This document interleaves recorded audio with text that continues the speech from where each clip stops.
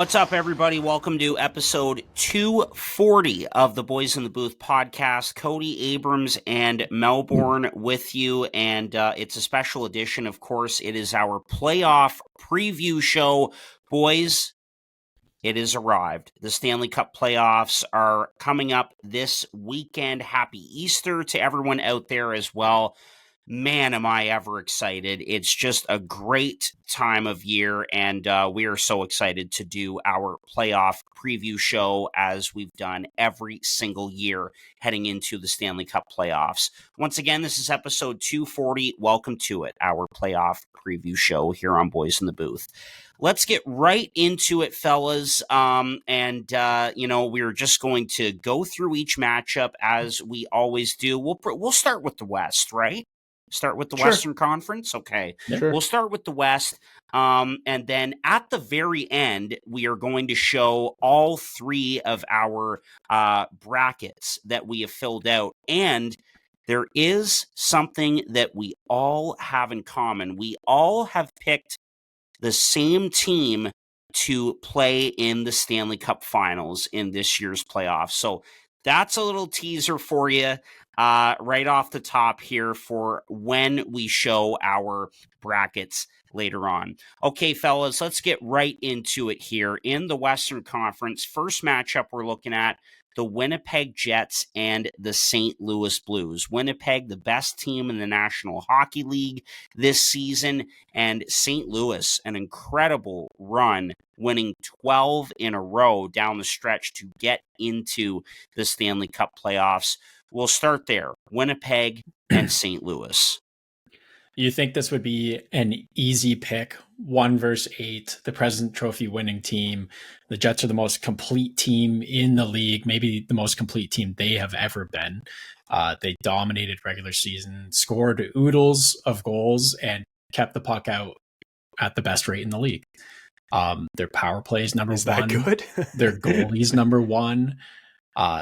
It really just all things point Jets. But then there's just that little voice in the back saying, we've seen this before, and the choke is real. And this young, fast, heavy, hot as hell St. Louis Blues team is holding a megaphone to that voice, just making it louder and louder and louder, and probably in Connor Hellebuyck's dreams right now, his nightmares, really. The 12-game win streak, that's the cherry on top. They're, like I said, hot going into the series. They have a game stealer, as we know from the Four Nations in Binnington. It just has me putting this series at 7 games in favor of the Jets. Jets in 7. Okay. You went with the favorite still, in case I did the same. Well done though in that little preview. I like that. That was good. The whole megaphone segment, that was good. You must have been thinking about that one today at work before the long weekend. This podcast is scripted. you had us on the edge of our seats there. Yeah. Hook, line, and sinker. He had us. But Case, I did the same thing. I had to go 7 games for the Winnipeg Jets. For all the reasons you said, it seems like all signs are pointing Jets, but it's that doubt that creeps in. It's the Jordan Binnington hype.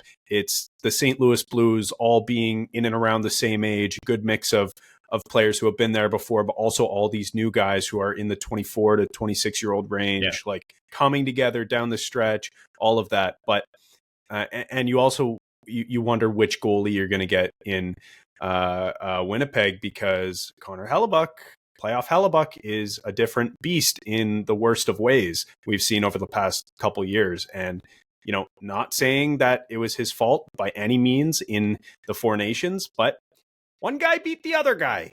And it's the guy on the team that won 12 straight down the stretch to get into the playoffs when nobody believed in them. So I don't know. I could be talked into seeing the Blues winning this series. I think they have as good of chance as anyone really in the playoffs, but I just all of the numbers point towards Winnipeg, and Connor is having an incredible year. Connor Hellebuyck is going to win the Vezina this year. He's going to run away with it. I think that's been said and done for a month. So yeah, I think it'll be a closer series than originally predicted, or at least when you look at the two teams on paper. But I have to go with Winnipeg here. I think they've unlocked something this season. It'll be different, hopefully. And you'll notice kicking it off with Winnipeg is kind of a good thing for me because it sort of sets the trend for most of my picks, or at least some of my picks here, where you'll notice there's a bit of an underlying theme. It's teams getting over the hump. Okay. And I think Winnipeg is a team who's going to be able to get out of that first round, maybe make a bit of a deep push here. And I think specifically it's going to be Hellebuyck who's going to have an incredible series. So that's why I had to go with the Jets in 7 games. Yeah, he certainly has to have a great series because last year was an utter disaster in that first round against Colorado. Excuse me. So yeah, and the Jets have to stick to their identity. They have to stick with it, and there's just a different feeling around this team. Neil Pionk, nice little 6-year extension today as well for the Jets. He's a big part of that team. So yeah, it's going to be a great series, I think. St. Louis, they're young and exciting. Robert Thomas has been incredible down the stretch here, and they've been red hot. Jim Montgomery, good on him after getting let go in Boston.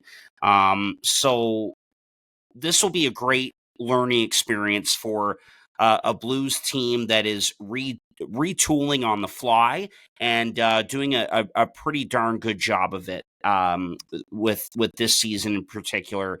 But with all that being said, I've got the Jets in 6. Clean sweep. Yep. All right, fellas. Dallas and Colorado. Colorado loaded up at the deadline, and the Dallas Stars, they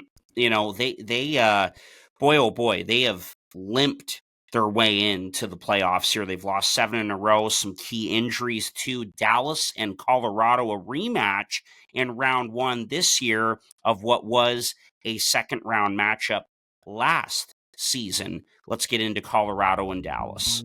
BetterHelp is the paid partner of this video. The new year is a blank space for you to write a new story. BetterHelp makes it more convenient to get you started. BetterHelp is fully online, making therapy more comfortable and convenient. They carefully make sure therapists on the platform are well qualified, and their customer support team is there to help you if you have any questions. With over 7,000 reviews and a 4.5 rating on Trustpilot, BetterHelp is a platform you can trust. Your next chapter starts today.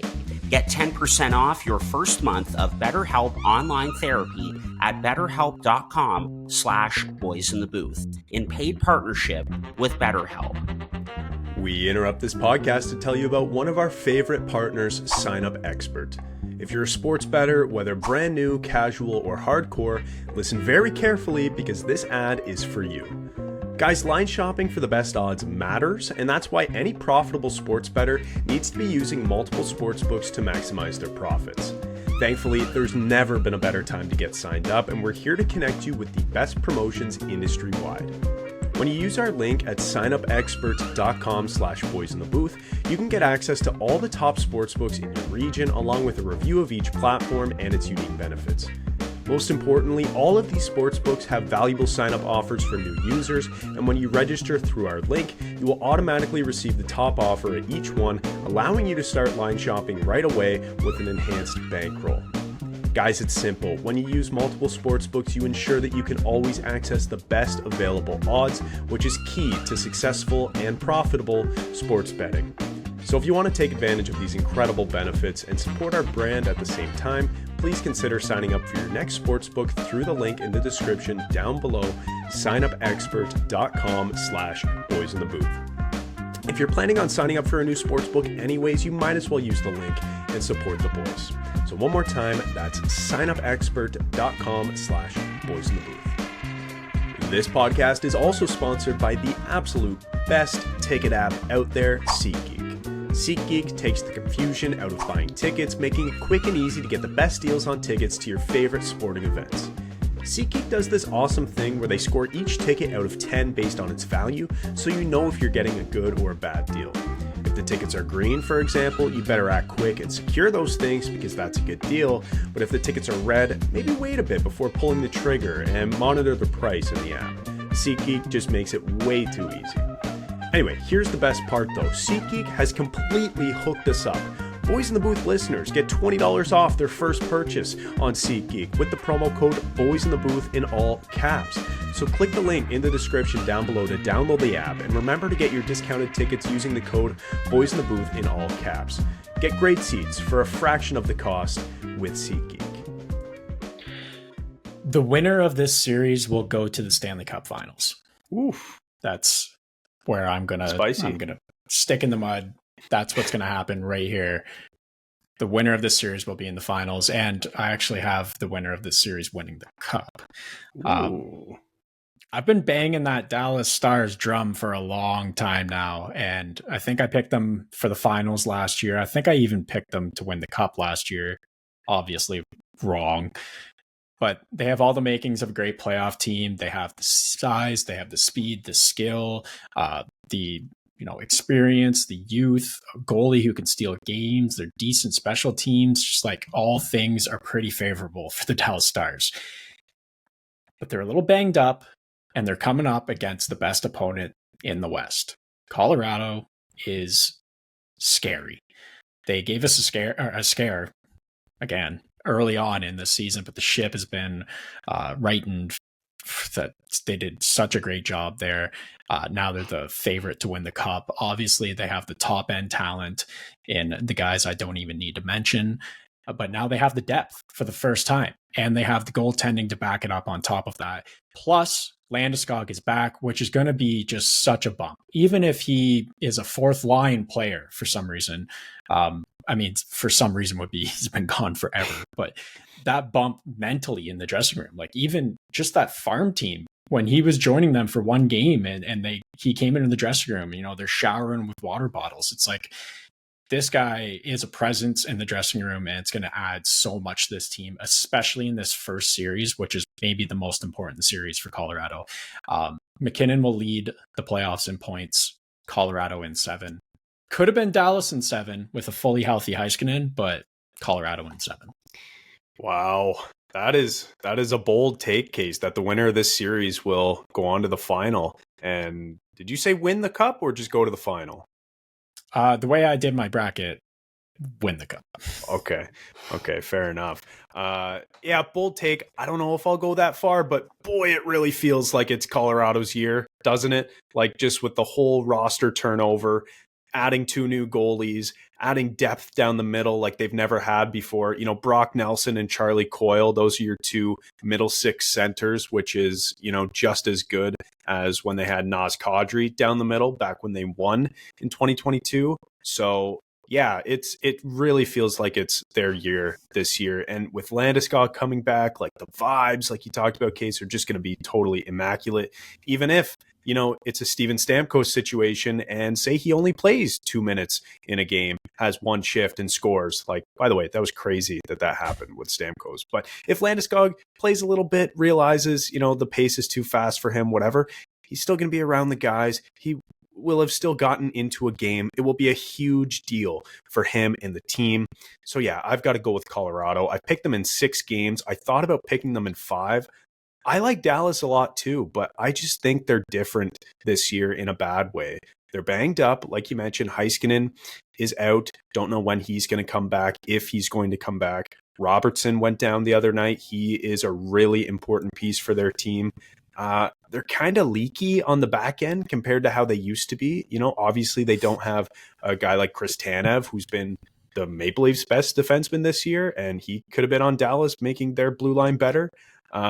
There's just a lot of reasons why I don't think Dallas is in the right spot as it stands right now to get by Colorado. Oh, another thing is they've lost 7 straight games to end the season. Like that's they won 6 straight before that, and like look at every other team that's on like a bit of a skid going into the playoffs. Look at Washington and Florida. They just like, it's all these teams. Well, Washington and Dallas, for example, they're like, hey, we've got the division. Let's coast into the playoffs, heal up, whatever. That's fair, but 7 in a row, like Case, we've talked about it, like good teams, and Dallas is a good team. Like they're, if you look back the last 5 years, they're probably, between 3rd and 8th in points percentage over all those years. And, good teams typically don't let those losing streaks go past 5 games or so.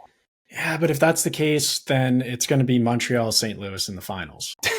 Yeah, I mean, we'll see about that. I think if we go to that other series, Washington, Montreal, I think Washington's the much better team. We'll get to that later. I just think this year has to be Colorado's year, and I got them in 7 games, or 6 games, rather. Sorry. Let me also correct myself. My bracket, I have Colorado in 6. Okay, you said 7 before. Okay. Yeah. So I think we both have them in 6. What are we arguing about? We're on the same page here. I'm just being the devil's advocate here for the Dallas Stars. Yeah. They're skidding into the playoffs. Yeah. They've been banged up and don't care anymore. And they're getting Sagan back. So that's something. Yep. Yeah. And Heiskanen could be back before the end of the series, apparently. So yeah, that's true. Yeah, for sure. Well, we've got another clean sweep here. I'm taking the Colorado Avalanche in 6 in this series.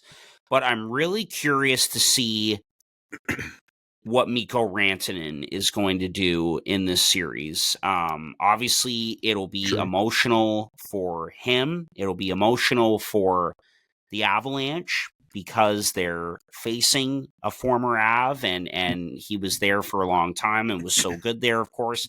And the fact that they're getting their captain, Landeskog, back in an Avalanche jersey for the first time in 3 years. So it's going to be great theater. It really will be. But I look at the injuries to the Dallas Stars, the question marks, in that regard, and just the way that they've limped into the postseason here. And like you said, Chad, especially without Heiskanen, boy, oh boy, that back end looks weak. Their off-season acquisitions were Lyubushkin and Matt Dumba on their right side after losing Chris Tanev. Not exactly ideal. That's not a great looking back end right now. CC is fine as a number 4, nice addition. Harley and Lindell are obviously great defensemen, but outside of those 2 or 3, it doesn't look great without your number 1 franchise defenseman in Miro Heiskanen. And Jason Robertson, like I mentioned, Robert Thomas has been one of the best players down the final stretch here of the season. Jason Robertson has been as well. He's been incredible since being left off of Team USA's 4 Nations squad. So losing him is a big deal as well. But again, Dallas could certainly make this thing interesting. They've got enough players there. Rantanen, again, curious to see what he's going to do. Roope Hintz is another guy. They're getting Sagan back. Jamie Benn has had a great year. He'll probably finish his career as a Dallas Star, and the list goes on. But I just look at Colorado as the stronger team here, and they'll get the revenge after last year, and I've got the Avs in 6. Just to play a little bit more of the devil's advocate here, to add a little bit of something, because I do have Dallas going to the finals if they beat Colorado, is this team might have 13 defensemen on it. That's just the way they play hockey, and it's the way they play a game. There's a few guys up front that are certainly more offensive, and maybe not the two-way studs as others are. But I think we've looked at Dallas's decor in the past seasons and have said the exact same thing, and they just always are okay. Like, they always get it done as a team defensively. That's fair. They have good goaltending. Now, to talk about Mikko Rantanen, because Harp, you mentioned it, and I think this is a great point, is I know and I expect that the guys all still love Mikko Rantanen on Colorado, but if he does not have a glove in his face every single whistle, they're doing it wrong. Just get into his head, support Natchez, just piss him off. He'll be shook. Or, he takes control. Yeah. It's wild that we all are picking Colorado when they traded a player who is top 5 in points over the last 5 years. Like, it's insane. It shows that you can do it and you can get better, if you spread out the talent. Yeah. And also too, like, I don't know if you guys were looking at what I shared. Cody Ceci played 85 games this season after being traded. So there you go. He's warmed up. He's ready to go. He's played 85 games. He's warm. He's seasoned. That's for sure. Yeah. That's right. One more thing I wanted to mention, Val Nichushkin needs to have a big playoffs for the Colorado Avalanche, because obviously the last couple of years he has put himself before the team. I'll leave it at that. He's got something to prove as well on the Avs side here. So wanted to get that in there as well. Great player. Yeah.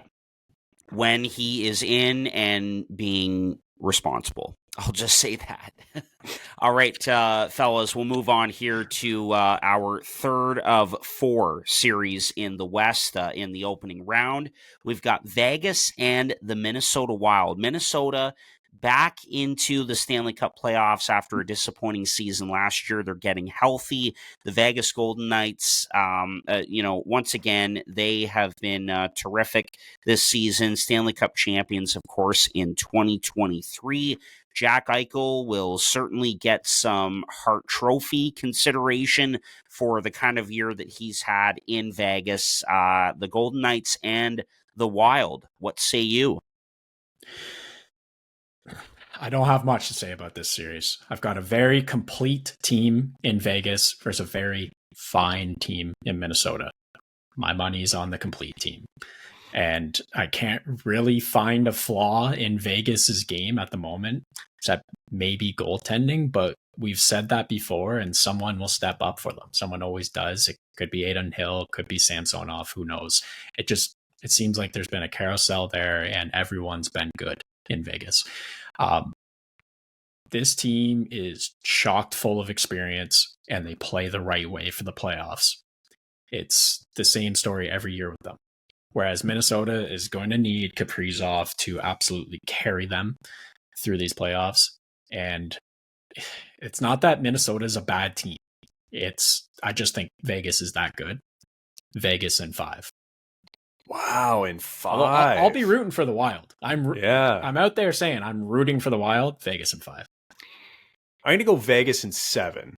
I think Minnesota is a good enough team to push Vegas to 7 games.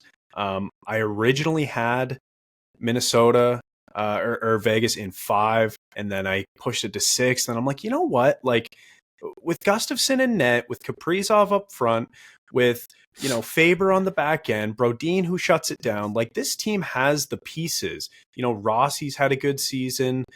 They've got Eriksson Ek. Like, they've got the pieces. I just don't know if it'll be enough to get by Vegas, who just seems like, they're clicking on all cylinders. Like, they had a full season of Hurdle and Noah Hannafin, and compared to last year where it just felt like they had so many bodies like all together at once, and they didn't mesh properly, right? But now they've had a full season. It's been pretty good. And I look at Minnesota, who, again, like I'm saying, they've got pretty good players. I just don't know if it's enough. Interesting for Minnesota, they've added Zeev Buium, who I know you guys both like. Great defenseman there. So we'll see what happens with that. Maybe they've got, 2 Brock Fabers back there based on, if they play Buium or not. But incredible defenseman, still a young guy. The vibes are going to be good. He needs to have a McAvoy in playoff run here for Minnesota to get through Vegas. He's a good player, man. Wow. Yeah, for sure. But yeah, I can't bet against Vegas, even with the goaltending, like you mentioned, Case. Adin Hill won a cup. He made Team Canada at the 4 Nation face-off. Exactly. Like, and yeah, so I got to go with Vegas here. Yeah, can't wait for Akira Schmid to be the Conn Smythe winner for some reason. Oh, jeez. And Alexander Holtz, throw him in there too. Great. Yeah, that's hilarious. Taking Vegas in this one, although I will say I wrestled with this one a little bit. It was either going to be Vegas in 6 or Minnesota in 7. I ended up settling on Vegas. They are a very complete, deep team. They won the Stanley Cup just 2 seasons ago. They've had some extra rest now, and a pretty good season after a first-round exit last year. By the way, guys, one player that has 30-plus goals that no one is talking about, Pavel Dorofeyev, is a great hockey player. 35 goals. I couldn't believe it. If you guys noticed, a few minutes ago, I kind of just did one of these, like You're looking at the stats? yeah, and I couldn't believe it. 35 goals in all 82 games this season. Jack Eichel has led the way. He'll get some Hart Trophy nods for sure. They may have the best back end in the NHL as well. It is extremely deep, long, mobile, big defensemen. So I've got Vegas in 6 against Minnesota here, but I will say good on the Wild because they have been fighting adversity all season. You look at all the injuries that they've had, especially to Kaprizov. I mean, they are just not the same team without 97 in the lineup. He is so critical to their success. But good on them to still get in here, and they are a hard team to play against. They're getting healthy. It's going to be interesting, but at the end of the day, I got to go with Vegas in 6 games. Yeah, something to point out here. Sweep. One of the best power play teams in the league by far in Vegas, and one of the worst penalty kill teams in Minnesota. In that's going to Minnesota, play a big yeah. part. Pretty That's kind of interesting shocking, that honestly. I'm the only one who didn't struggle with a decision on this one. I don't know. I just think Minnesota's kind of underrated, but they're called Minnesota for a reason. So that is, I am surprised, Case, at how bad their penalty kill is. With like they have a lot of good two-way forwards. Like Eriksson Ek, I think on a good year when he's healthy, he could get Selke Trophy odds, and you've got guys like Foligno and Hartman and Trennan and Goudreau, all these guys that play a really solid two-way game. I'm surprised. 30th in the league. How about Brodin and Spurgeon on the back end too? Well, exactly. Jacob Middleton, 30th in the league. Weird. Say it again. Case, is that number going to change? Hey, and what is Vegas's power play? 2nd in the league. Jesus. Wow. Well, there you go. And special teams this time of year are important, as they are in the regular season. If you have good special teams, you're almost a lock to be a playoff team. That is a big factor, and it is in the postseason as well. So, but anyway. Interestingly, this season, one of the lowest per game averages in terms of penalties called. Did you guys hear about that? Yeah. I saw that stat come out the other day, and I was like, it does kind of feel like it. I think we've been shocked the last 2 playoffs as well. Like usually, I remember 3 years ago, we're like, oh, special teams. But last couple seasons, they kind of kept the whistle in their pocket. I like that. Yeah, That's because true. the trend over the last few years, people would say, oh, the whistles go away. And then people looked into the numbers and they went, well, actually in the first round, they kind of call a lot. But then, yeah, you're right. Like now the whistles have been kind of away all year. So I wonder what that will look like in the first round this year. I couldn't believe that, by the way, about Vegas. Saw that today. Least penalized team in the NHL this season. And it's like record setting too. Like it's incredible. I couldn't believe that with some of the guys that they have. But anyway, all right, fellas. Last first round series of the Western Conference here to kick off our playoff preview show, and it is the Los Angeles Kings and the Edmonton Oilers. The series that we can't get enough of. Apparently, it is the 4th straight year that these two teams will face off in the first round. Boy, does the playoff format need to change. What? Anyway. Anyway, LA and Edmonton, 4th year in a row. The Kings have had a terrific season. They kicked Edmonton's butts recently down the stretch. And, the Oilers obviously got to Game 7 of the Stanley Cup Finals last year, losing to the Florida Panthers in heartbreaking fashion. Without Matthias Ekholm in round 1. Boy, that's tough. LA and Edmonton for the 4th year in a row. Let's get into it. Chad, first of all, you're putting the daily face-off team up right now. You can't be doing that right now because everyone is resting. Everyone is on the IR right now. So the teams look whack. Clarify. Teams with cap space are resting right now. Austin Matthews and Mitch Marner are currently playing the Detroit Red Wings, who have been eliminated for a month. And Taylor Ward is playing down here in a white jersey for the LA Kings. Go back to Edmonton and scroll down to the injuries. It's hilarious. There's like 14 guys. Holy jeez. Yeah. Evander Kane, John Klingberg. Well, I mean, Klingberg is never going to play, but Matthias Ekholm, Trent Frederick, Leon Draisaitl, Zach Hyman, Jake Wallman, Darnell Nurse, like all of these are key players. So yeah, that's insane. Wow. Anyways, to get back to the conversation here, Chad, go ahead, post CJ right here. Sheet. Here we go again. This series, though, is like a statistical dream. Arguably the best defensive team versus arguably the best offensive team. A deep by committee team versus a top heavy star carried team. It's like the perfect matchup in my mind in that way. The last 3 years, it's gone in favor of the superstars and scoring, but I think that the pendulum is going to swing. Edmonton, despite that daily face-offs rest situation, is actually still banged up, feeling a lot of injuries there, especially the two stars who are injured within the last month. And they've got flaws, both on the back end, as we're well aware, and in net. Whereas the Kings, I think they're going to wear this team down. And the fact that this time they have home ice advantage, a team that went 31-5-4 at home, is going to propel them to a Game 7 win. Harper, you mentioned changing the playoff series. Did you hear the Trevor Moore quote? He's like, yeah, one hand you want to change the playoff format. Thank you. One hand, you want to change the playoff format. At the other hand, we want redemption. They want it so bad. And I think that this is the year to flip the script. Yeah. I've also got LA.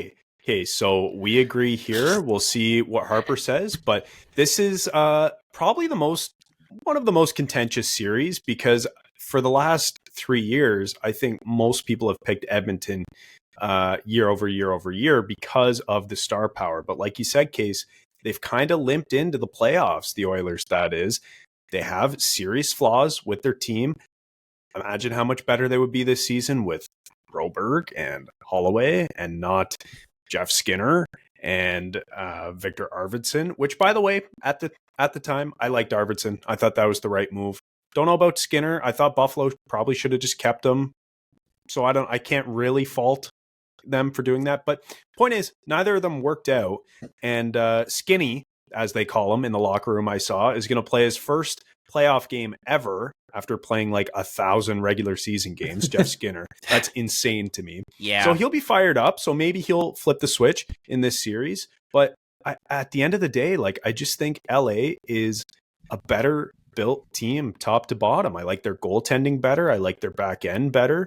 Their forward depth is really good. So yeah, I've got LA in 7, and this goes into my theme. This fits my theme of teams getting over the hump. I really think this is the year that LA finally says, you know what? Like we're sick of these guys. We're tougher. You know, we're maybe not quite as skilled, but we'll outwork you. And I think that's what they're going to do. So LA Kings in 7 games over the Oilers.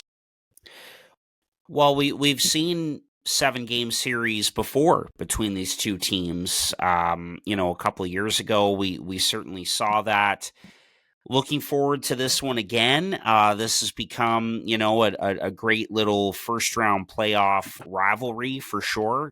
Chad, one guy you didn't mention there who was on the Oilers last year, who they certainly missed this year, brings scoring depth and speed, is Warren Foegele, who has had a terrific season with the Los Angeles Kings and will be motivated to beat his former team here look, I picked Edmonton in 6 in this series, although could have gone Edmonton in 7 because I do think that in the 4, the 3 previous years that these teams have faced each other in the first round. In year 4 here, I do think that this is the best chance for LA. So probably should have gone with Edmonton in 7 instead of 6. So we could just throw an asterisk on that one. Nope, can't change it. For my bracket. Anyway, I did pick Edmonton in 6, though. Look, I totally get what you're saying, and I kind of struggle with this a little bit. Totally get what you guys are saying about the LA Kings. I definitely like their team a little better, but for me, it just comes down to 97 and 29. I just think with those 2 players, regardless of the injuries and the age factor now with the Oilers being a little bit older and a little slower, you still have those 2 guys, man. And I just think that as long as you have those 2, they will not be denied. Now, do I think this is the year that Edmonton goes all the way like I originally said at the beginning of the season? No. I'll get that out of the way right now. But do I still think that they'll be able to get by the Kings for the 4th time in 4 years? I do. But it's close. But I've got Edmonton in 6. It's hard to bet against McDavid and Draisaitl. I hear you. I just look at this Kings team and think, I mean, if you look at the numbers and you look at the analytics, they're the best 5-on-5 team in the league. They have the highest goals percentage share amongst all teams at 5-on-5, and I think they're 4th when you include special teams. So this team is a complete team, and the lack of star scoring has not been a problem for them this year. No. And if they can just control 5-on-5 and wear down Edmonton, that is the most important part. I think that they can do it.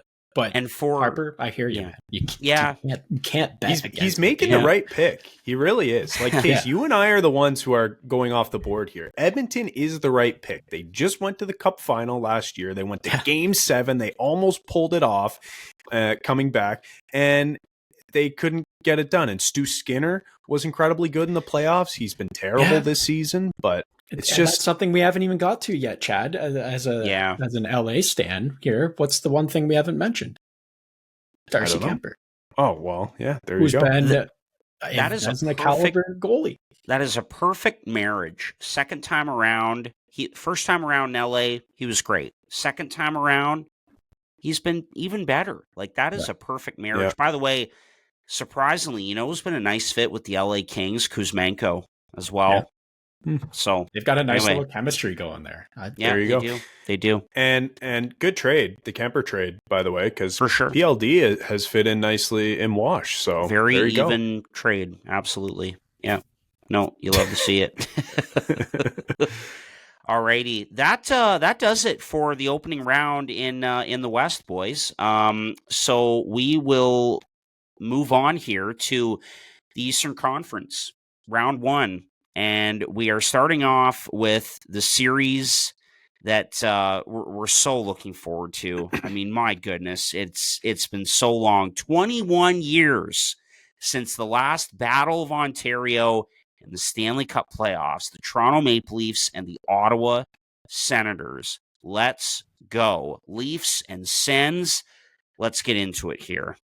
I love this. I'm perfectly on Riverside set between Chad wearing a Leafs hat and Harper wearing a Sens hat. So this is just all good fun for me. And this series is going to be fun. And I will be tuning into this one. I've got a lot of horses in this race. So I'm excited. It's pretty shocking to see a healthy Sens team. And that's probably why they're here right now. But these guys at 100% are a very competitive hockey team. And especially after the moves at the deadline, Cousins and Zetterlund are great playoff adds. Neither of them are proven in the playoffs, obviously, but both are built to play this style of hockey. The Leafs, on the other hand, have new vibes, and They're going in with a different coach. They can pretend and maybe even convince themselves that it was Keefe's fault. And, well, he's gone now, so they can come in with a positive mentality, even though that's not the case. It's good vibes and it's good expectations there in Toronto. When you get into the details of this series, you get into the advanced analytics, you start going blurry vision and double. It's a bit weird to see, especially for, a team in first and a wild card team. But the expected goals percentage share, the expected goal differential, the save and expected save percentage, all of this stuff is very even. The Sens are slightly better defensively. The Leafs are slightly better offensively. The Sens control the play better. The Leafs shoot at a higher percentage. It's like, it just kind of, there's a give and take all the way up and down. The one thing that stands out, though, is in the last 2 years, the Sens are 6-1 against the Leafs, which I don't know how much you think about that going into the playoffs.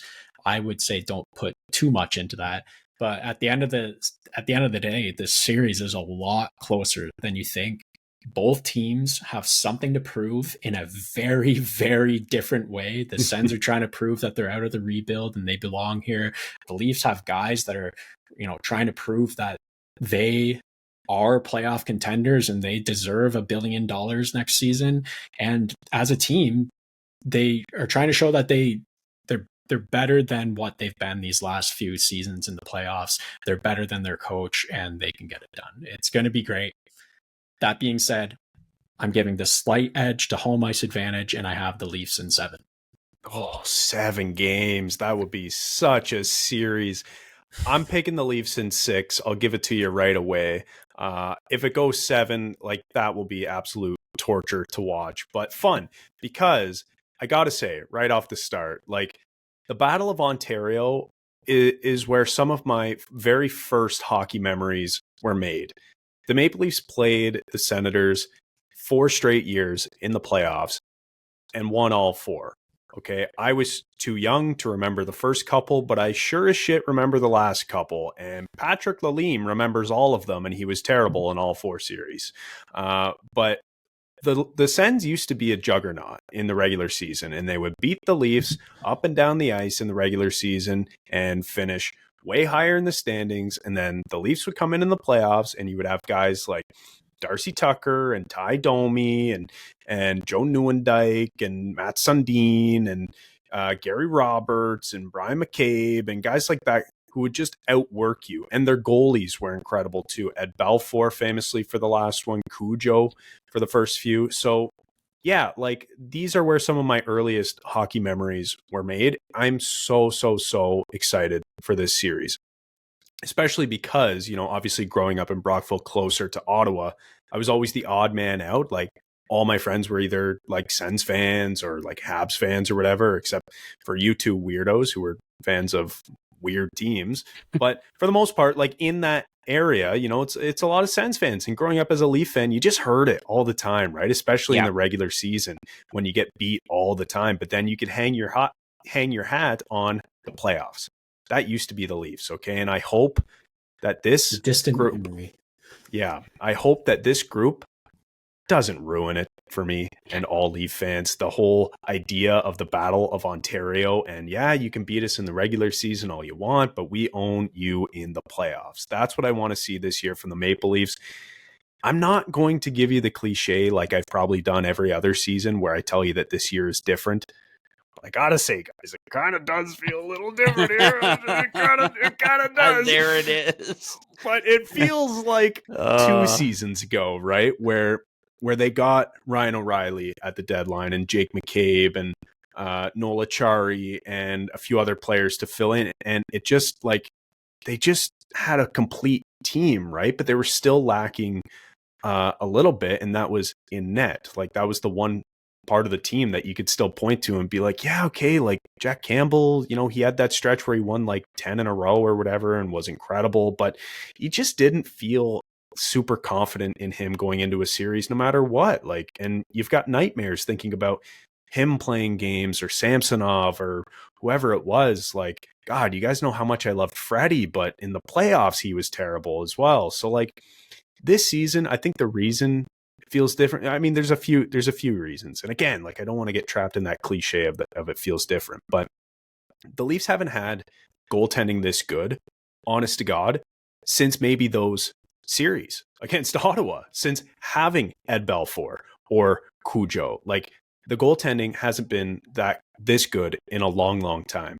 Anthony Stolarz officially holds number one spot in save percentage in the NHL, because I think you have to play a minimum of 25 games to make it on that list. And yeah, he has like a 926. He's incredible. Like, and Joe Woll, yeah, he hasn't been as good as he was all season over the last 10 games or whatever, but still like really good. So you feel extremely confident that your goalies can hold up in a series. The only downfall of that, I guess, or the only worry is that neither of them have played a ton of playoff games. Like Stolarz, I don't think has ever actually started a playoff game. He's coming in relief, but he won the cup last year. Like he knows what it takes to get over the hump, right? He just hasn't done it himself. But I am so confident in the Leafs goaltending. Linus Ullmark on the other side for the Sens, like good goalie, won the Vezina. Leafs kind of own him in the playoffs. I got to say, like the Bruins played him one game, the Leafs lit him up, and he never saw the series again. And then Jeremy Swayman was dynamite throughout that series. So I don't know, like there's a lot of bad juju here. Me like putting my thoughts out into the air and saying that I think the Leafs are a better team, but I just truly think that this team and the way that they've played all year under Craig Berube, I just think Berube has this kind of like carefree attitude where, you know, he's not changing lines every 2 minutes and like tinkering too much and like being hard on guys in the media or whatever. He just kind of like lets things play out and they seem to just fix themselves when there's a problem. So I really like what Berube's done with this team. And then like, doesn't it just feel different in the sense that in previous years, you know, the chase for 70 goals for Austin Matthews, he never got it. Right? They passed him the puck a million times in that final game, and he was never able to get 70. Okay. Mitch Marner never had 100 points. And, you know, he has been stuck on 99. He got 97. Same with William Nylander. He was stuck at, I think he had like 97 or 98 a couple years ago or whatever. And it's like, they were just never able to get over that hump. And sure, these are small things in the regular season, but they still never happened, right? Like that milestone was never happened. They've never been able to clinch the division, right? Like in the past, they've always, you know, the division's been locked up 2 months into the season because the Boston Bruins are having a year that no one else in the NHL has ever had with, you know, 130 points or whatever. Or, you know, the Panthers are having an incredible year, or Tampa or whoever. So like the Leafs have always been second or third place. And it just, for whatever reason, this year, the stars have just sort of aligned where Marner finally gets his 100 points, right? The team finally clinches the division and has home ice against a wild card team. And, you know, they've got goaltending. Like in that game, Stolarz, in the game that Marner got his 100th point and they clinched the division, Stolarz gets a shutout to put him in first place in save percentage. And Matthews got his 400th goal. Like it just Don't like have to play Boston. That's right. Like all these little things, like it's just, they've never put themselves in a position to like have these little advantages, right? To feel good about yourself going into the playoffs. Last year, I think they lost like 5 of 6 going into the playoffs. Like they skidded in. And the whole thing was like chasing Matthews' goal total. So this year, you know, Matthews has taken a step back. He's banged up somehow, but he's finding other ways to be extremely effective. He's become a better passer. His two-way game is as good as it's ever been. He just isn't able to shoot the puck as well as he used to. And so guys have stepped up. Matthew Knies having an incredible season. On the back end, like adding Brendan Carlo to an already pretty good top 4 was a great move at the deadline, even if it cost you a bunch. So like all of this being said, guys, I feel really, really confident in this group, even though some of the underlying numbers point to this series being as more of an even one. But when I've watched this team play, and I have watched nearly every game this year, I do my best to, like, they get outshot a lot and they kind of collapse and they don't control the puck a lot. And that's different from what I'm used to seeing. But then I think back to playoff series where the Leafs are the deserve to win a meter champions every single series. And they get goalied, right? They get goalied. It's Jeremy Swayman. It's Vasilevsky until they finally got by him and he had like an 800. It's Bobrovsky. It's like whoever, right? And this season, they're just playing a totally different style. And for whatever reason, it works, even though the numbers don't look good. So yeah, it's a little bit concerning, but I don't know. I'm putting my blind faith in this team this year, and I'll end the rant here by just saying that I don't think I don't think the Sens know what they're getting themselves into here. That's what I want to end with. This is their first time in the playoffs since maybe 2017. Is that true? That's is right. that the last time? 7 years. Yeah. So yeah, they're gonna be all juiced up, all piss and vinegar, but there's no reason they should win this series other than the argument goes, well, the Leafs have ghosts, right? That's the entire argument. But I don't know. I just feel like from watching this team this year, it again, like it's a cliche. It just feels like they're in a good position compared to every other year.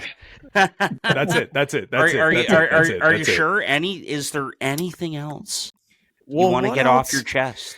Well, we did talk my about favorite player defenseman there for a second. So, oh, geez. Anyway, sorry, I just had no. Don't we expect this? We expected this. It's okay.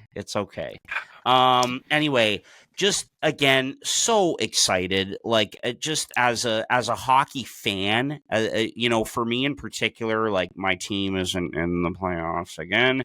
So I'm a Caps fan, man. He's a Leafs fan.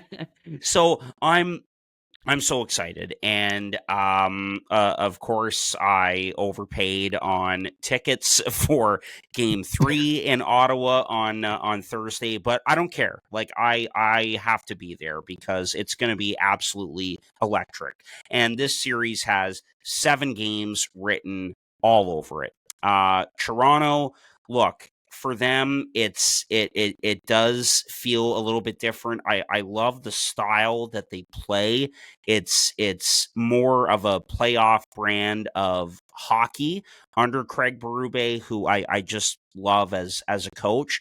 But again, like Chad, you mentioned the Leafs have ghosts or they're cursed or this and that, whatever.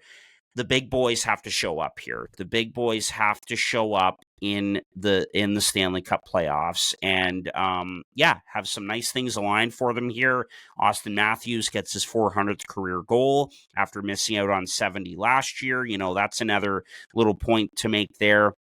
I mean, could that slay the some dragons for them?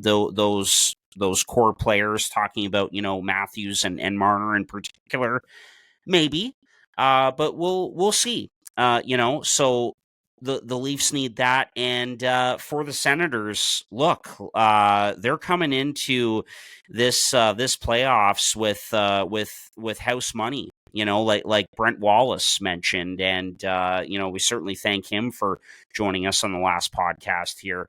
And he also mentioned Linus Ullmark too.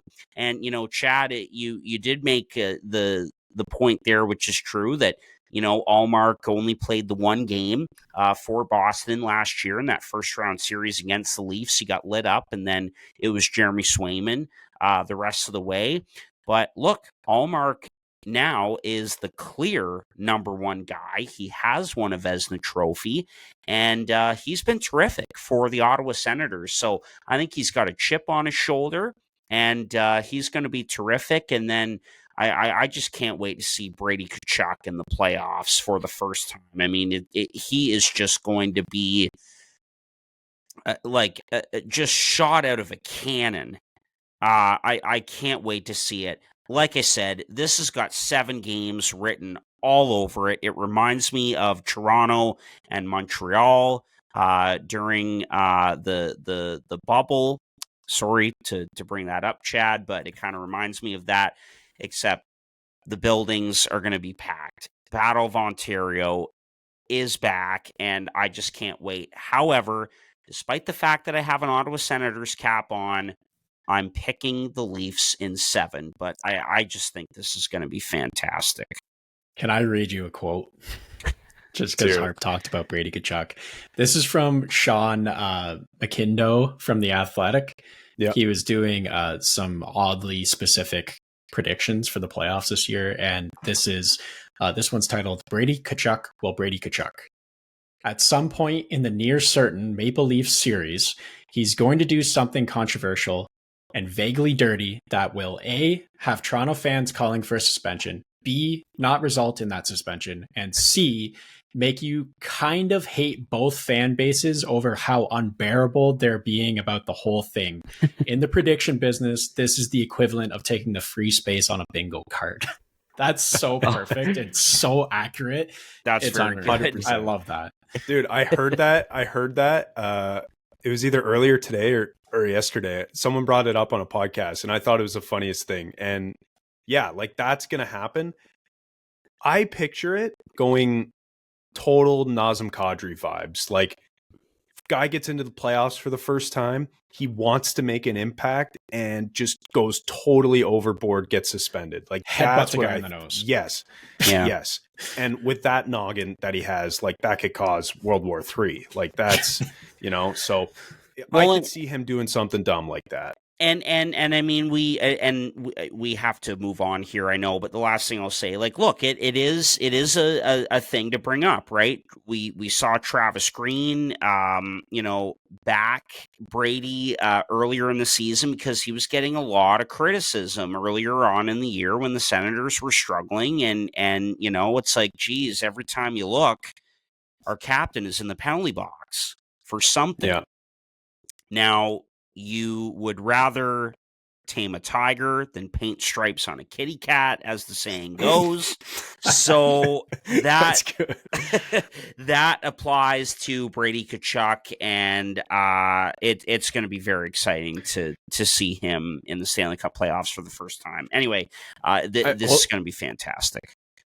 Brady Tkachuk, like, I got to say, before we move on, I've watched him a bunch this season, right? Because, like, not only do I watch him when he plays the Leafs, but, like, if there's other games on and the Leafs aren't playing, like, that's a fun team to watch, honestly. It's more of a hate watch because I think I've told you guys, like, number one in terms of teams and fan bases I hate, like, the Sens have to be at the top, like, top 3.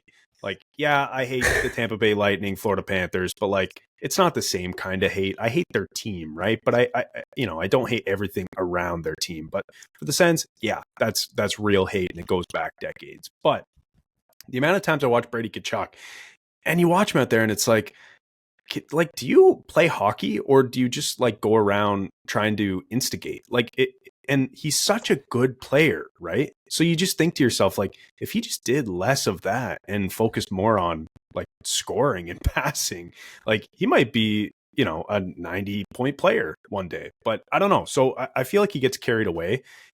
But to counter that, when it mattered the most in the Four Nations face-off, he was the best player on the ice. Like, he was one of the best players, if not the best player on the ice in that game, and almost won it for Team USA. You guys remember the big save from Jordan Binnington. So yeah.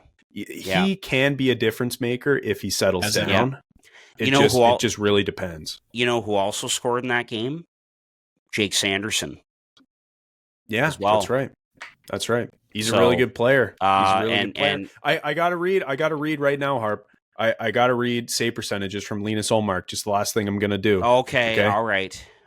Save percentages. We knew this was gonna be a long one for this series. Jesus. Sorry, this is it. I brought my Game Boy for when you guys were just This is it. Save percentages for Linus Ullmark in the playoffs. Going back to the AHL with the Rochester Americans, he played 3 games. He had an 800. Love it. Okay. 2021-22 for the Boston Bruins, because of course he didn't make the playoffs when he was playing for Buffalo. He didn't make it until he went to Boston. He had an 860 in 2 games. Then in 22-23, he had an 896 in 6 games. Then in 23-24, he had an 886 in 2 games. So I don't know what it is, but he's never had an above 900 save percentage in all of his North American playoff experience. We'll see if that changes. I feel like I'm putting bad energy out into the universe, and we'll see if this backfires. But yeah, good regular season guy, not good in the playoffs. What's I don't. Do I really want to ask this question and keep us on this series? Oh, no. I'll be quick. Just do it. What's Anthony Stolar's save percentage in the NHL playoffs? I don't know. He's never started a game. I can tell you. There you go. Oh, that's okay. He's never started a game. Okay, good. Right. Okay. We'll see. Never mind. I just thought he had like a really high save percentage to counter this point or to continue this point, but no, it just turns out he hasn't played a game. Okay. Anyways. Got it. Got it. That was good. All right, we'll wrap it up there. Moving on from the Battle of Ontario to the Battle of Florida. This is also going to be an excellent playoff series, boys, in round one. Tampa and Florida. It's the Battle of Florida for the second straight year in a row in round one of the Stanley Cup playoffs. We've got the Lightning and the Panthers. Of course, Florida has been to the last two Stanley Cup finals. They won Lord Stanley last year in 7 games against the Edmonton Oilers. Let's get into the Battle of Florida. No, your CD is not skipping right now. The winner of this series will go to the Stanley Cup finals. I'm going to say that again. I've got it on both sides. So essentially, the winner of the Colorado-Dallas series will play either Florida or Tampa in the Stanley Cup final. This is going to be so fun. I love this series. I love every time these guys are matched up. I love the style of each team. I feel like they are equal parts game changers, equal parts depth, equal parts guys who elevate in the playoffs. Obviously, a ton of representation from the 4 nations from both of these teams, and lots of guys who have a taste for competitive, cutthroat hockey, and it's going to be a lot of fun to watch. Really, for me, absolute coin flip. I thought about flipping a coin like 10 times and picking that way, but eventually I came to Florida and Reinhart, Conn Smythe, Cats in 7. Yeah, Case, I had an equally difficult time with this series because both of these teams are so good. But I gave the edge to Tampa in this one in 7 games, just like your series, because I think it's going to be really, really close. I just think Tampa is one of the most underrated teams in the league this year in terms of their goal differential. It's right at the tops of the NHL. Vasilevsky has been his old self this year after having a bit of a down year last year and has been incredible. Like his numbers are, he's right back up there at the top with the best of them. So yeah. And then Kucherov, he's going to win the Art Ross this year. And, Hedman is still a killer. Like I like the ads that they've made at the deadline, getting Gord back and Bjorkstrand. I think Bjorkstrand is hurt right now. I don't know exactly when he's back, but I just like what they've done for their depth. And I think Florida's not quite as good as they were last year, especially in the playoffs. They've lost a few guys. And yeah, I just think Tampa, the offense of that team, is just going to carry them over the top. That being said, like this is going to be an absolute bloodbath, and I could see it going either way. But I for right now, I'm going to go Tampa in 7. I could see it going either way, though. Yeah, it absolutely is going to be a bloodbath and a great series. We talk about how excited we are for the Battle of Ontario. I mean, not equally as excited about the Battle of Florida, but it's pretty damn close. Like out of all the first round series, I think these are the 2 that are the most exciting because it's one province and one state against each other, and it's going to be fantastic for sure. Look, I mean, there's no question about it. Like Florida absolutely embarrassed Tampa Bay in the Stanley Cup playoffs last year. So the Lightning have something to prove. I give Julien Brisebois a ton of credit. He is aggressive. He was, once again, at the deadline, trading out 2 first-round picks to get Bjorkstrand and Yanni Gourde, identifying 2 players, one who he knows very well, of course, in Gourde, who's had success with Tampa. He identifies players who can come in and fill specific roles for his team. Tampa is so good at doing that.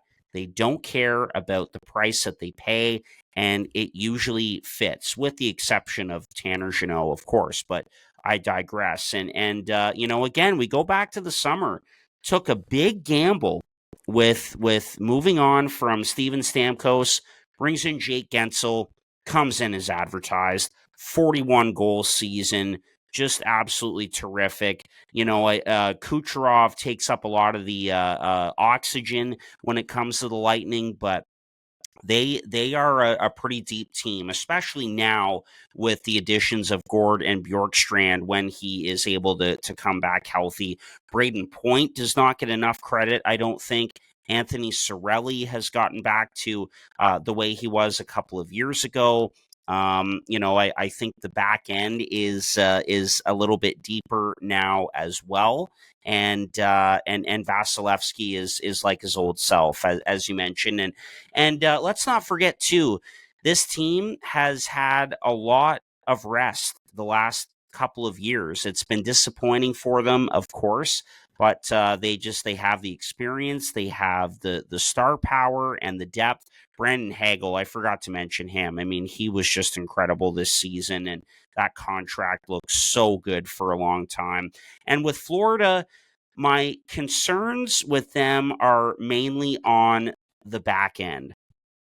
Looking at that blue line right now, especially with the Aaron Ekblad suspension, currently Seth Jones hasn't really fit in the way that they envisioned.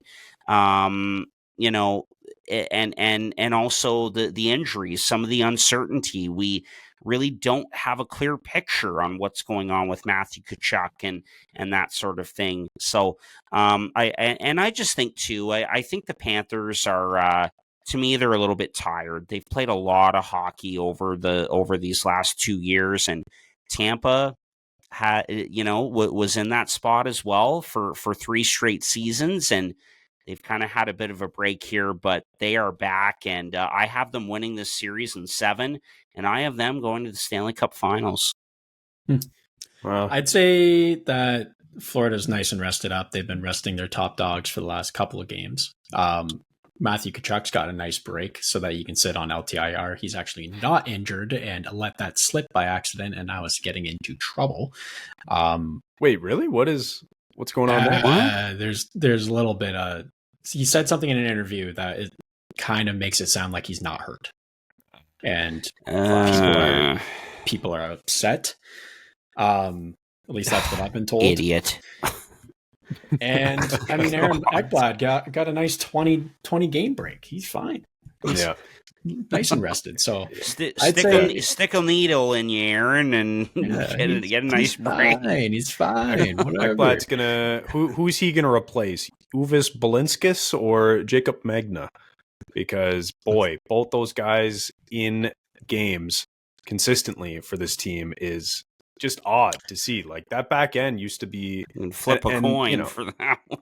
Yeah, and like, nothing against him, but like Nico Mikkola, good player. Is he a top pair guy? Seth Jones, same thing. I don't know. You have Ekblad coming back. You put in Goose Forsling, who was Florida's best player in the playoffs last year, maybe. Yep. So Seth Jones should be motivated. Yeah, well, exactly. He's got to prove himself. I think that Kulikov and Mikkola play the right way for the playoffs. I'm not that worried about the back end. I think when when it really comes down to like these two teams, it's like you say a name, I'm going to say one that cancels them out. And it's fair enough. You're going to do that until the end. And like I said, coin flip. I just think you look at the Panthers this year and they just look beatable. Like, compared to last season where you just looked up and down their lineup and it was like, oh, geez, that guy's on their third pair, or like, oh, geez, that guy's in their bottom 6, They looked pretty damn beatable when their 8th in the East and then went to the Stanley Cup Finals. They just That's have fair. a different gear when it comes to the playoffs. So that was like what really that pushed it over the edge for me, is they just have a different gear, and Tampa had that gear, but they haven't recently. So yeah, that's fair. And how about this Russian goaltending battle here? Like, just going to be an absolute whopper. Like, this is going to be a low scoring series, I think, because of those two guys. Like Vasilevsky back at the top of his game, and Bob, who, you know, we saw can do it. He can elevate when it matters most in the playoffs. That's right. Absolutely. No, I like the first two series that we've talked about here, I think just have 7 games, bloodbath written all over them. So anyway, looking forward to them.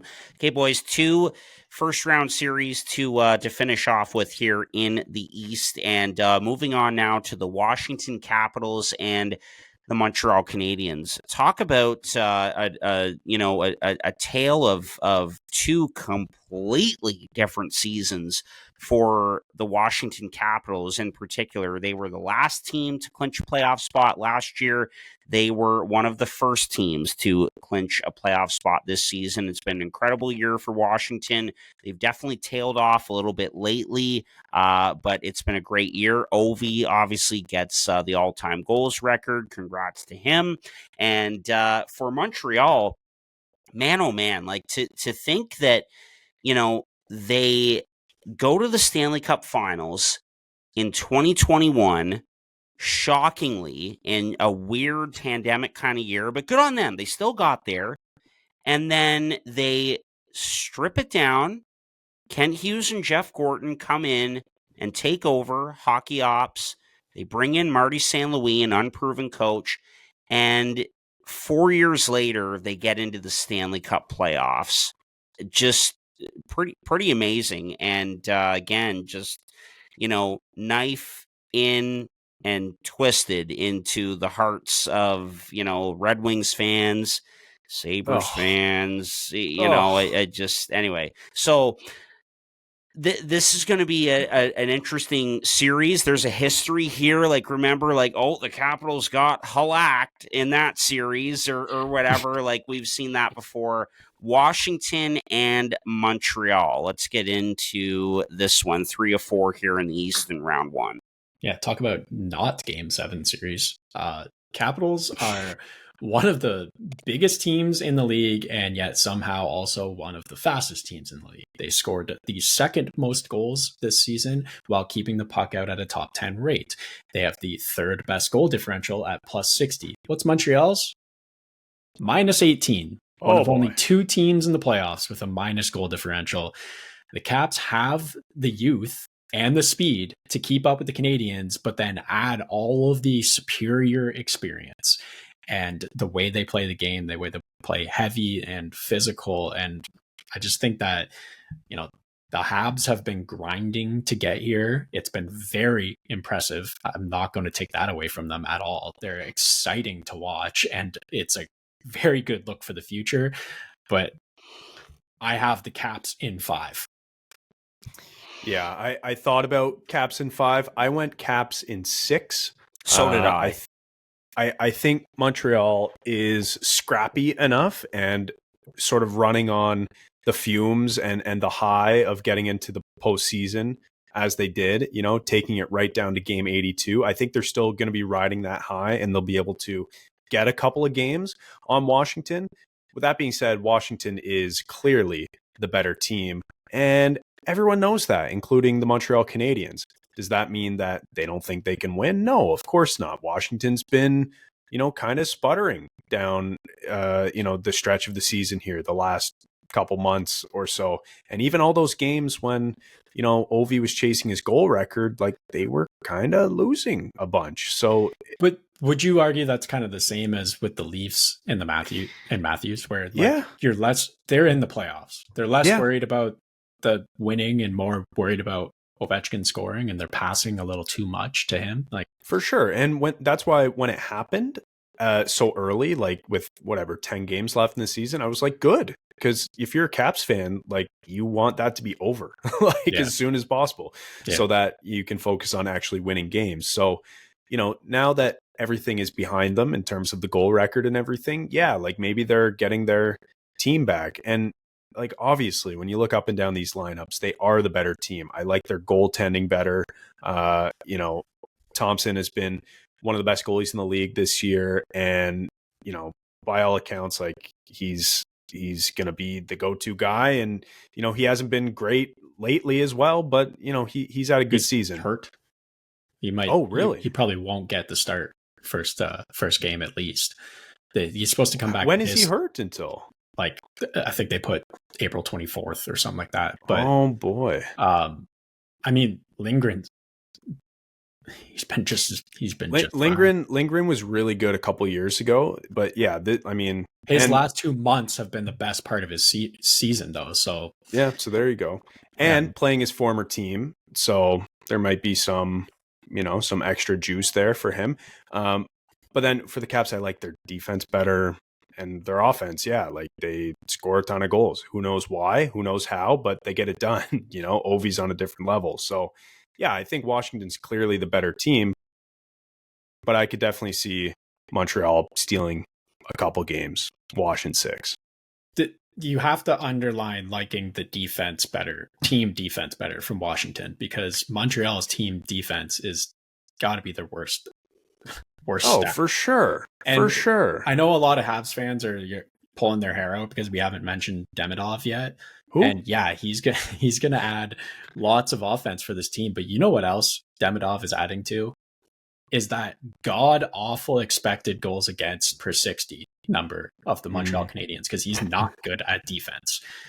Just like a lot of their stars, other than, you know, Nick Suzuki. But, yeah, exactly. But Ivan, by the way. Ivan Demidov. That's what he asked to be called in Montreal. So that just adds to how much Case loves him.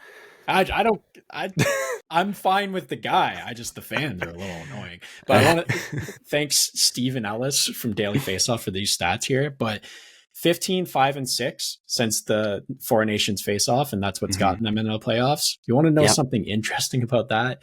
Is their 26th ranked expected goal share sent in that period. Oh. Yeah. So are they shooting the lights out? They're getting lucky. Their PDO is very high. They have allowed 3.46 expected goals against per 60 in that span.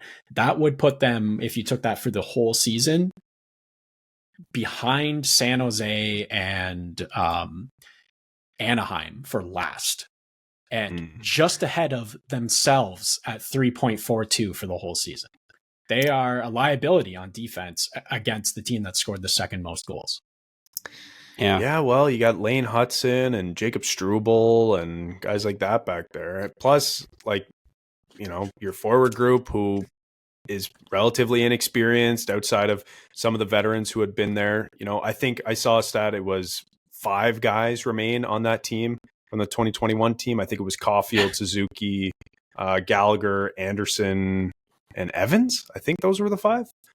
Could be wrong, could be more, but yeah, it's like it's a totally different team, a young, mostly inexperienced team.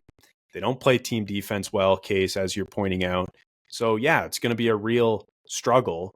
With that being said, like, they are so fun offensively, and if they want to run and gun, you know, maybe they're able to get to Washington. Maybe they're able to get Washington to play that style of game with them, and that will be, you know, the best way to win the series. But I don't know. This seems like David and Goliath, doesn't it?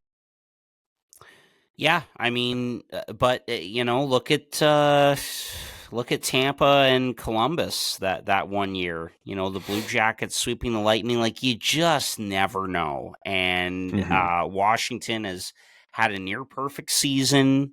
You know, Ovi gets the record. They've kind of limped in here late.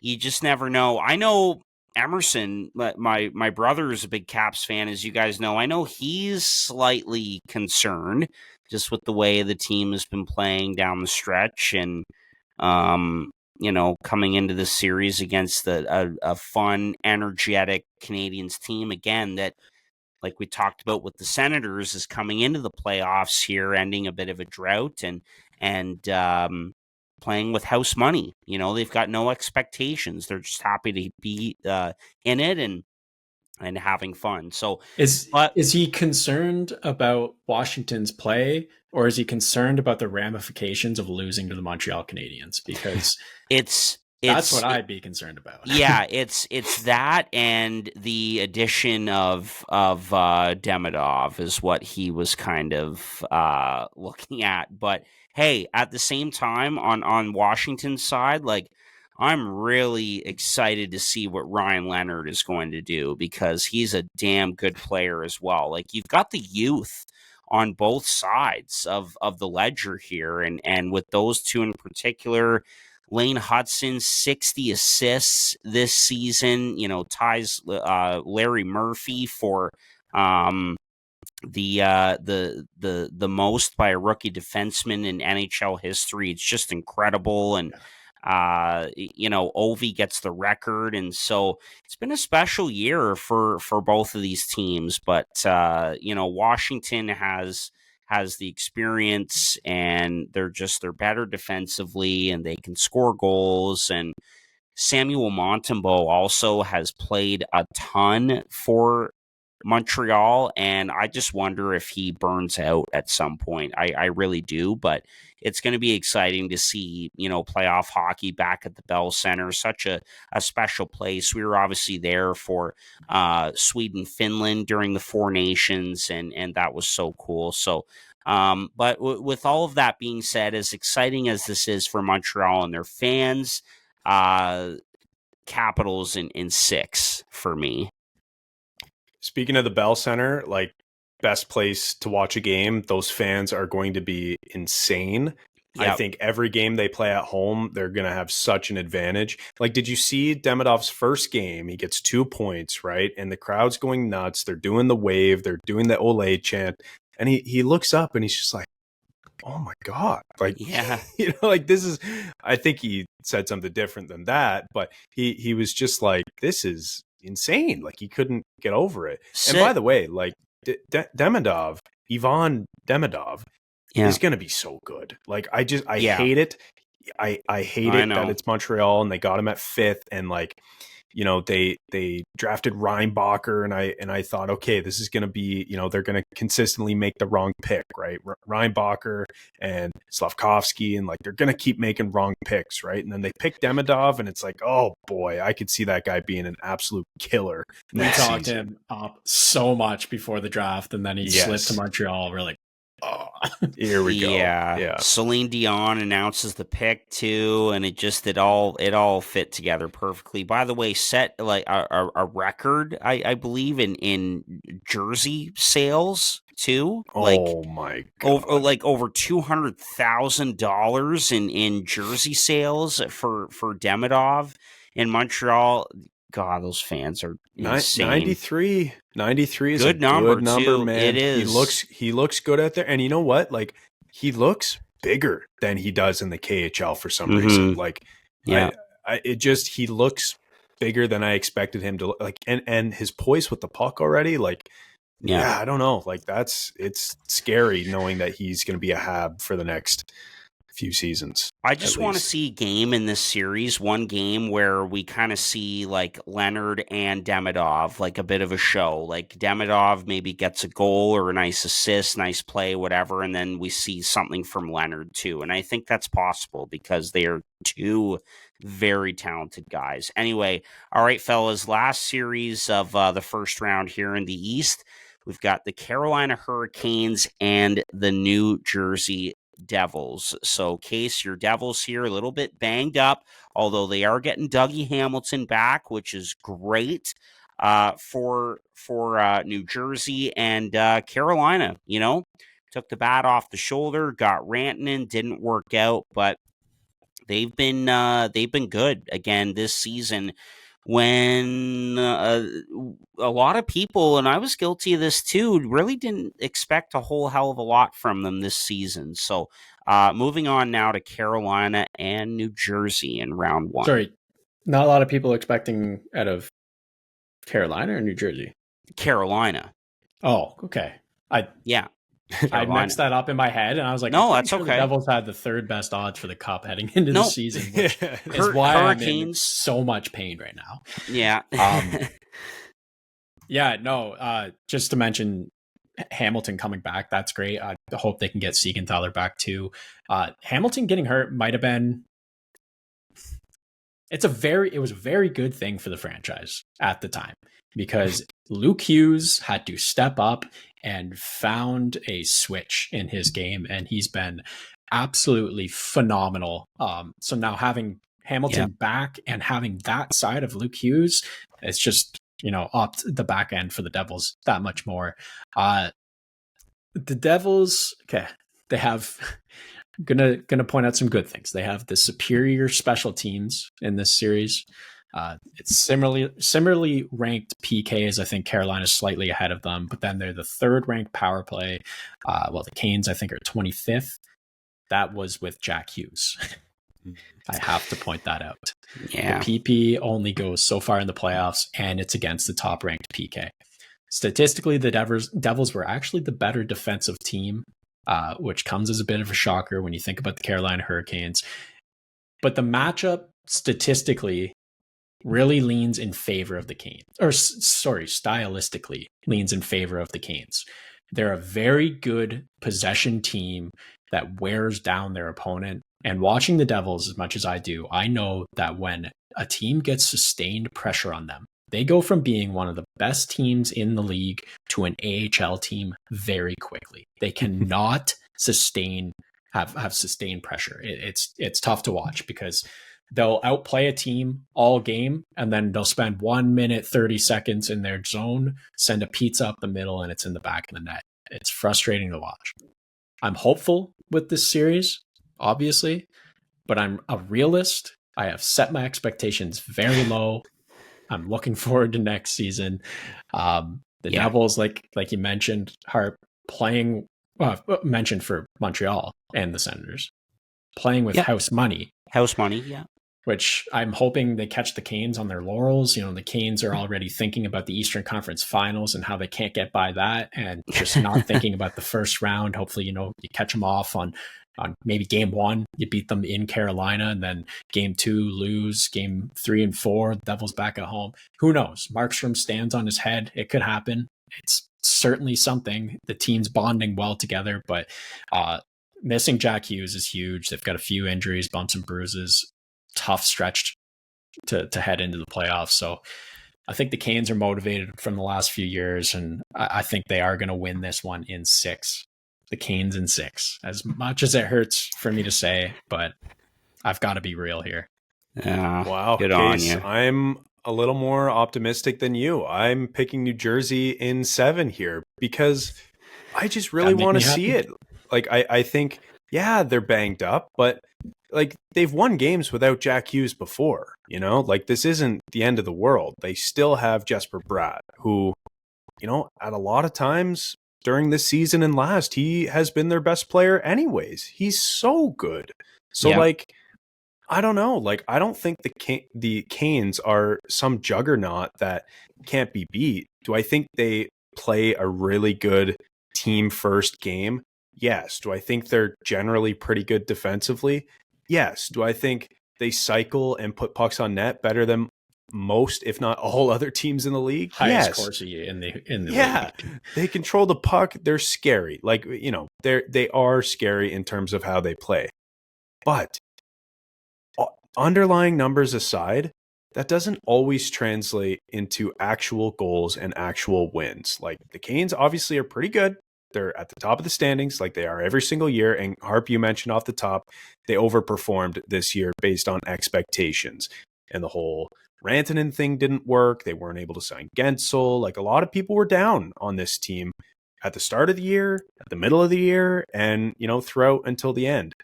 So it's not, I like, they have outperformed, but I just don't think that there's some bully. There's some juggernaut. I think they can be beat. And the Devils are a good team with good structure. I like Keefe as their coach. I think he's a perfect coach for them.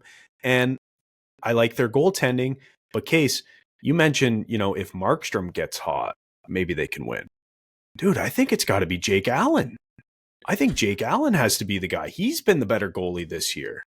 And if he's able to steal some games. Jake Allen's so consistent, but Markstrom has that Binnington trait where he has the game breaker. Switch it on. Totally. And when he's For locked sure. in, he's a different species. 100%. And I totally get that. And they're not going to start Jake Allen, but I'm saying he's been by the numbers the better goalie this year, and it wouldn't be a crazy thing to start him. But I don't know, like I just see the Canes as a team that they've just been around and they've done the same thing for so long, and they're obviously like a pretty smart front office that relies heavily on advanced analytics, and the underlying numbers always look so good, but for whatever reason they're just never able to get over the hump. And I don't know, like I just think New Jersey is better.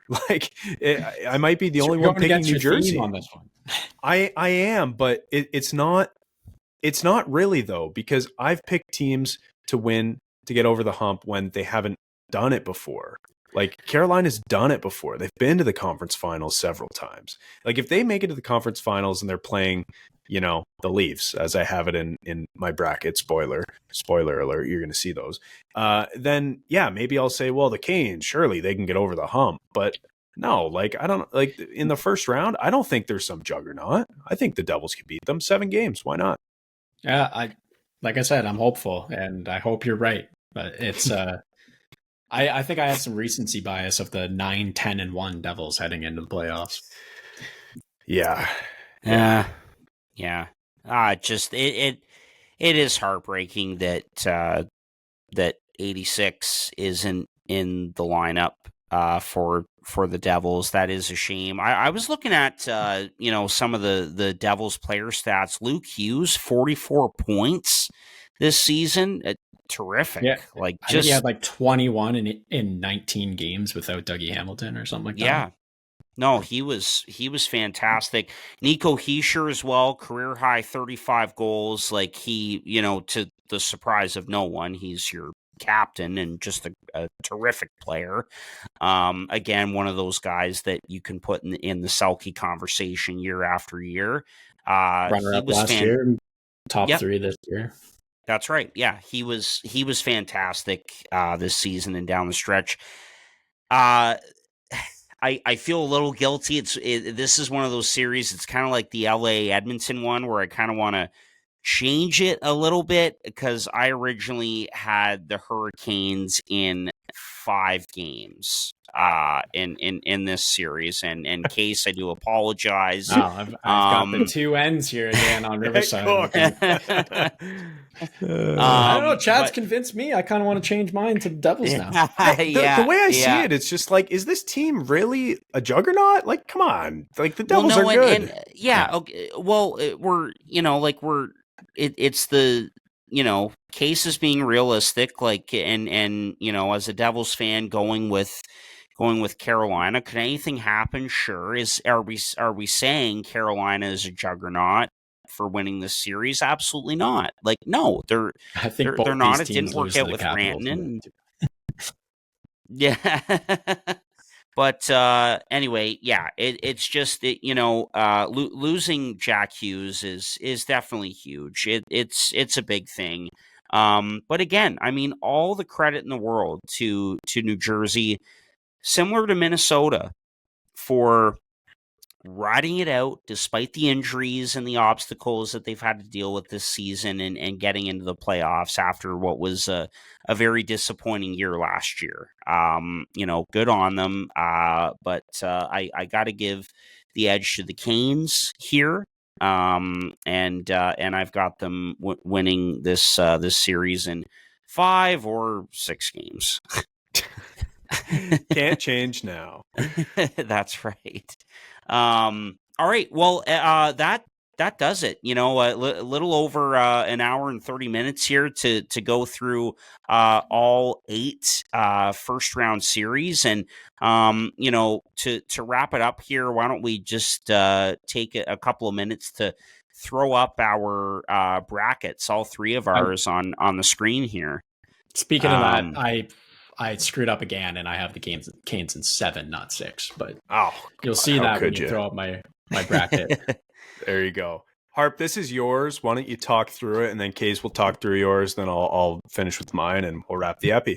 Yeah, obviously, like not going to go through all the first round matchups again, but Toronto and Tampa in round two, Capitals and the Hurricanes. I've got Washington and Tampa moving on, and then Colorado and Vegas moving on to the Final Four there, and then it's a rematch of the 2022 Stanley Cup Finals between the Avalanche and the Lightning. I think it's going to be a 7-game series. It could go either way, but I love the Avalanche depth. Chris McFarland he deserves all the credit in the world for the way that he has turned this roster over up the middle. All 4 lines. You've got McKinnon, Nelson, Coyle, and Jack Drury.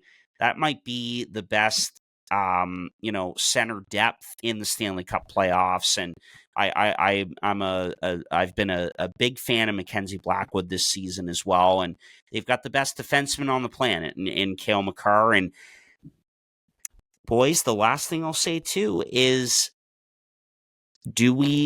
after this year, do we start having the conversation of who the best player on the planet is? Is Nathan McKinnon, is he right there with McDavid now? He's right. He's right there, but come on, it's McDavid. Come on. McDavid has one down year where he still gets 100 points, and Harp's like, well, I don't know. No, I didn't even think of that. But McKinnon, he's a bulldog, man. Like, and nothing against McDavid, but McKinnon's won a Stanley Cup already, and I just love the quote at the deadline. He's like, look, we have to go out and pick up veteran players. We have to give up younger players. I don't think you can win with a younger team, and he just has a fire in him, and I just find it really hard to believe that 29 is going to be denied this year with the Avalanche. So yeah, I've got the Avs over the Lightning in the Stanley Cup Finals, a rematch from 2022. Yeah, well, Nate is certainly less whiny than the current best player in the world, because McDavid is the king of being a whiny little baby sometimes. Like, you hear his quote the other day, he's like, I don't like how we're being talked about, how we're limping into the playoffs, and it's like, oh man, like, just whine. See what he has to deal with the Edmonton media. Whiny. Like, they're grumpy. They're grumpy. They're always grumpy. Case did make a good point there for sure. All right. Grump. Next. Oh my goodness. Next bracket here. Oh, that's right. That's me. Yeah. It's up to Case. Okay. Here you go, Case. Okay. Yeah. So won't go over the I got the Leafs beating the Sens, Florida beating Tampa, and then Florida will beat the Leafs. Got Carolina beating the Devils, Capitals beating the Habs, the Caps then beating Carolina, and then Florida beating the Capitals in the Eastern Conference Finals.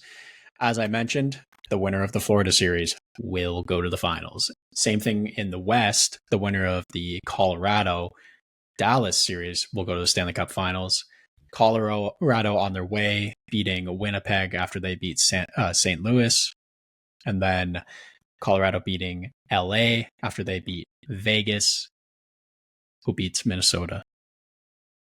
There you go. If I made that as confusing as possible, it was. You're welcome. Regardless, I've got Colorado beating Florida in the Stanley Cup Finals, 32 goals. The poor audio-only listeners here, they're like, what are you talking about? Yeah, you got Colorado winning. Harp, you did you also have Colorado winning? I also picked Colorado. Okay, well, I picked Colorado to go to the final. Yeah, and sorry, Chad. That was our common theme, right? We all had the same team going to the Stanley Cup Finals from the West. That is the Colorado Avalanche. Anyway, there you go. Your bracket now. Okay, so in the West, I've got Winnipeg in 7 over St. Louis, Colorado over Dallas in 6, Vegas over Minnesota in 7, and the LA Kings over Edmonton in 6. Then I've got the Vegas Golden Knights beating the LA Kings, and I've got the Colorado Avalanche beating the Winnipeg Jets. So then we've got the Avalanche and Vegas Golden Knights. Obviously, I've got the Avalanche winning that and going to the Cup final again, with Landeskog potentially playing. Potentially. I've got the Maple Leafs beating the Senators in the East. I've got the Battle of Florida going to Tampa Bay. I've got Washington beating Montreal in 6. And I've got New Jersey beating Carolina in 7. In the second round, of course, the Leafs take down Tampa Bay, just like they did in 2023, but this time in the second round. And the Capitals beating the banged-up Devils. I think the Devils are good enough to get to the second round, not the third case, but I still think they're all right. Conference finals, we got the Leafs beating the Capitals, and the Leafs going to the Cup final and winning it, of course, against the Colorado Avalanche. That is the most likely scenario, guys. This is our year, the first time since 1967. It's happening, right? Right? Maybe not, but we'll see, and we're excited. I so excited, guys. Just man, oh man, playoff time is so special, and this year just feels different in general. We've got some new teams into the mix. You know, Montreal for the first time in 4 years. Ottawa ends their 7-year playoff drought. We've got the Battle of Florida once again. Battle of Ontario for the first time since 2004. So many things. So excited for it. It all starts on Saturday with 2 games. Game 1 between the Blues and the Jets, 6 Eastern on Saturday, April the 19th, Easter weekend. Of course, Colorado and Dallas is the second game starting at 8:30 Eastern. Game 1, by the way, between Toronto and Ottawa will be on Sunday at Scotiabank Arena in Toronto.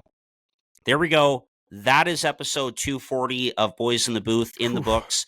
The playoff preview show, an hour and 40 minutes. Well done, fellas. Thanks for sticking with us. Happy Easter and enjoy the start of the Stanley Cup playoffs this weekend. Take care.